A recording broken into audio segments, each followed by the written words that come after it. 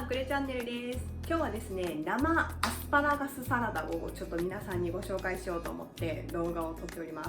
いつもアスパラガスは茹でるか炒めるかで私は調理をしてたんですけど、生のアスパラガス、多分取れたてのアスパラガスをそのままサラダにすると一番美味しいと思うんですけど、私のは多分島に届いて 2,3 日ぐらい経っているサラダアスパラを使ってるんですけど、それでもアスパラガス臭みなく美味しく生で食べれるんだっていうのを気づいて作ってみました。なのでよかったら皆さんぜひ試してみてください。美味しいから。それでは早速作りましょう。はい、それでは今日の材料はこちらです。だいたい2人前の分量です。アスパラガスが 200g、だいたい10本ぐらい、80g のベーコン。ベーコンの代わりに生ハムを使っても美味しいです。味付けに塩コショウが少々、パルメザンチーズがお好きな分だけ、オリーブオイルが大さじ2、最後にベーコンを炒めるサラダ油が小さじ1です。はい、それでは早速アスパラガスの下処理から始めたいと思います。スーパーに売っている状態のアスパラガスは全部基本的に食べれる部分だと思うんですが、根元の部分は硬さや筋っぽさが強く残っているので、私は 2,3 ミリぐらいカットします。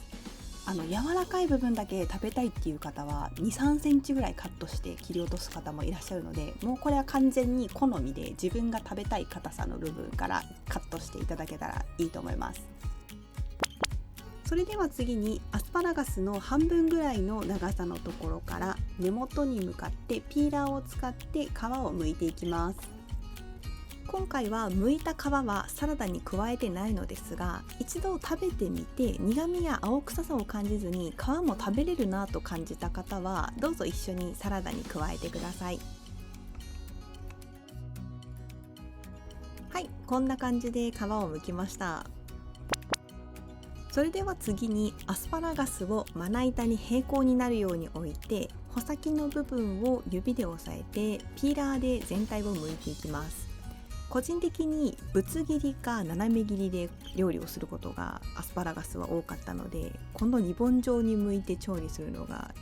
斬新に感じました。繊維に沿って縦に剥いているので、薄くてもシャキシャキした食感が残ります。ピーラーで剥ききれなかった部分は最後にまとめてこのように斜め切りにしてサラダに加えます。それとですね、どうしてもアスパラガスを生で食べることに抵抗がある方は、すべてカットした後に耐熱ボウルなどに入れて600ワットの電子レンジで30秒ほど温めてください。加熱してもシャキシャキした食感が残ってて、サラダとしても美味しく食べられます。それでは次にアスパラガスをボウルにすべて移しました。そこに大さじ2杯のオリーブオイルとお塩を少々加えます。これでアスパラガスの準備は完成です。そのまま生で食べるものなので、オリーブオイルはなるべく新鮮なものを使うのがおすすめです。はい、次はベーコンです。シャキシャキしたアスパラの食感を邪魔したくないので、細めの短冊切りにしています。それとお肉を使いたくないときはエビやシーチキンを使っても美味しく作れます。それではカットしたベーコンを炒めます。火力を中火に設定してサラダ油を小さじ1ほど加え、表面がカリッと焼けるまでじっくり炒めます。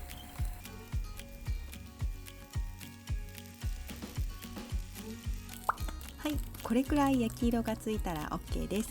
お皿に盛り付けます。先に作っておいたアスパラガスを乗せて、次に炒めたベーコンを乗せます。仕上げにお好みの量のパルメザンチーズをかけて、黒胡椒を振ったら生アスパラガスサラダの完成です。どうですか？彩りも綺麗で美味しそうに見えますよね。